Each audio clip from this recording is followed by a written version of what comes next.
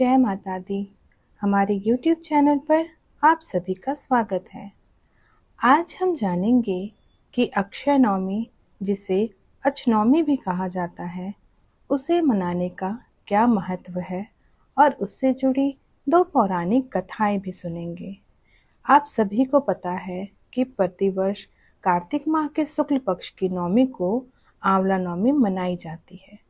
धार्मिक शास्त्रों के अनुसार इसे अक्षय नवमी भी कहा जाता है, क्योंकि इस दिन किया गया कोई भी शुभ कार्य अक्षय फल देने वाला होता है, यानी उसके शुभ फल में कभी कमी नहीं आती।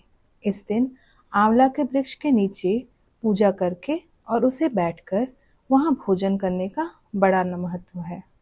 कहा जाता है कि आंवला नवमी के दिन ही भगवान श्री कृष्ण ने वृंदावन गोकुल की गलियों को छोड़कर मथुरा प्रस्थान किया था।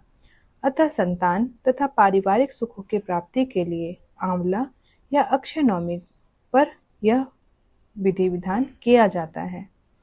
आइए अब हम जानते हैं कि अक्षय नवमी और आंवला नवमी से जुड़ी कौन सी पौराणिक कथाएं प्रचलित हैं। तो आइए अपनी पहली कथा सुनते हैं। आंवला नवमी व्रत के समय यह कहानी कही और सुनी जाती है। इसके अनुसार एक राजा था। उसका प्रण था वह रोज 1.25 मन आंवले दान करके ही खाना खाता था।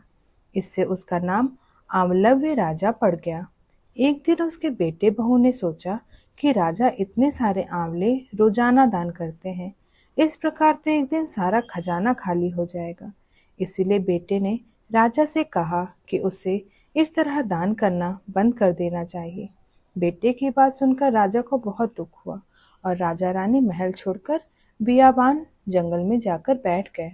राजा रानी आंवला दान नहीं कर पाए और प्रण के कारण कुछ खाया नहीं। जब भूखे प्यासे रहते हुए 7 दिन हो गए, तब भगवान ने सोचा कि यदि मैंने इसका प्रण और सत नहीं रखा तो इनका विश्वास चला जाएगा। इसीलिए भगवान ने जंगल में ही महल, राज्य और बाग बगीचे सब बना दिए और ढेरों आंवले के पेड़ लगा दिए। सुबह राजा रानी उठे तो देखा कि जंगल में उनके राज्य से भी दुगना राज्य बसा हुआ है। राजा रानी से कहने लगे, रानी देख, कहते हैं सत मत छोड़ो, सुरमा मत छोड़ाए, पत जाए सत की छोड़ी लक्ष्मी फिर मिलेगी आए। आओ नहा धोकर आंवले दान करें और भोजन करें। राजा रानी ने आंवले दान करके खाना खाया और खुशी खुशी जंगल में रहने लगे। उधर आंवला देवता का अपमान करने व माता पिता के साथ बुरा व्यवहार करने के कारण बहू बेटे के बुरे दिन आ गए।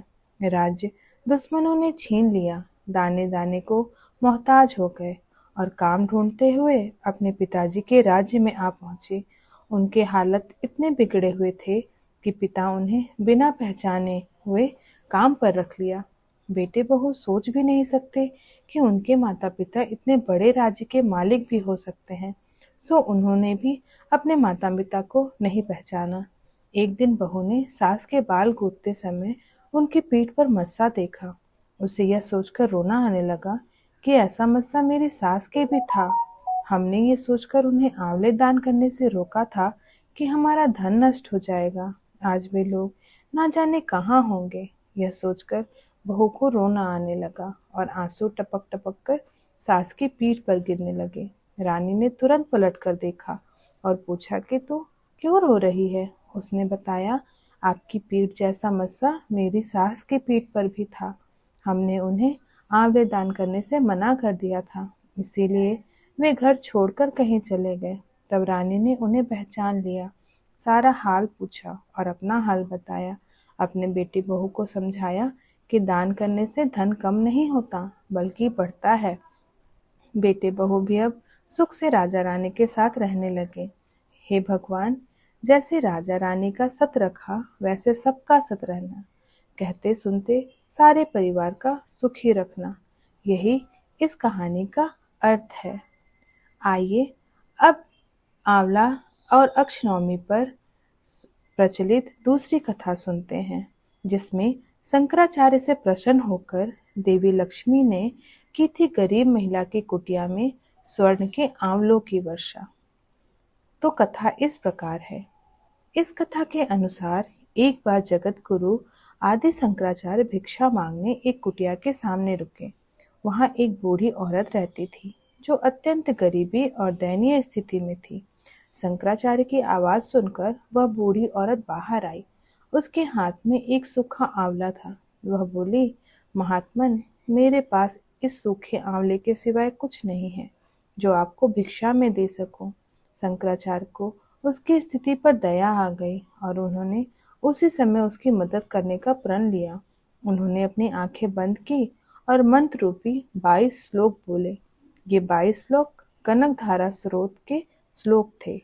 इनसे प्रसन्न होकर माँ लक्ष्मी ने उन्हें दिव्य दर्शन दिए और कहा कि शंकराचार्य, इस औरत ने अपने पूर्व जन्म में कोई भी वस्तु दान नहीं की। यह अत्यंत कंजूस थी और मजबूरीवश कभी किसी को कुछ देना भी पड़ जाए तो बुरे मान से दान करती थी। इसीलिए इस जन्म में इसकी यह हालत है। यह अपने कर्मों का फल भोग रही है, इसीलिए मैं इसकी कोई सहायता नहीं कर सकती। शंकराचार्य ने देवी लक्ष्मी की बात सुनकर कहा, हे महालक्ष्मी, इसने पूरे जन्म में अवश्य दान धर्म नहीं किया है, लेकिन इस जन्म में इसने पूर्ण श्रद्धा से मुझे यह सूखा आंवला भेंट किया है।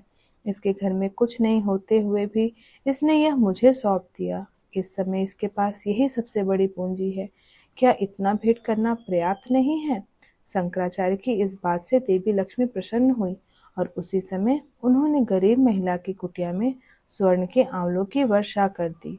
तो ये थी अक्षय नवमी और आंवला नवमी से जुड़ी 2 पौराणिक कथाएं।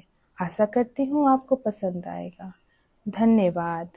जय माता दी।